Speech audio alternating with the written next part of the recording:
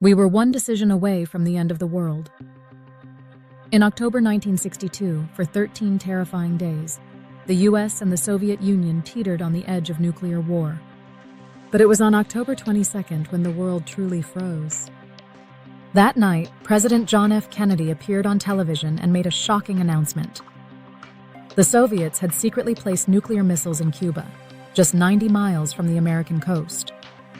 What followed was the most dangerous standoff in human history. For days, U.S. spy planes had taken reconnaissance photos of missile sites under construction. JFK decided to go public.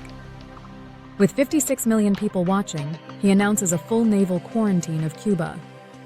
No weapons in. No missiles out. He warns any nuclear attack from Cuba would be met with full retaliation against the Soviet Union. This wasn't just diplomacy. It was a high-stakes poker game between two nuclear superpowers. The US and the USSR were now locked in a 13-day standoff that could end the world. Behind the scenes, American generals pushed for airstrikes. Soviet ships loaded with military cargo steamed toward the US blockade line. Soviet Premier Nikita Khrushchev exchanges frantic messages with Kennedy. The threat?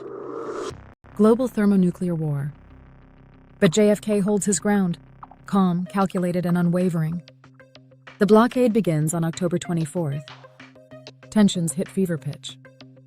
Then on October 26th and 27th, two letters arrive from Khrushchev, one conciliatory, one confrontational. The U.S. chooses to publicly respond to the softer letter while privately agreeing to remove U.S. missiles from Turkey in exchange for the Soviet withdrawal from Cuba. By October 28th, the crisis is over. The Soviet missiles are dismantled. The U.S. agrees not to invade Cuba. The world exhales.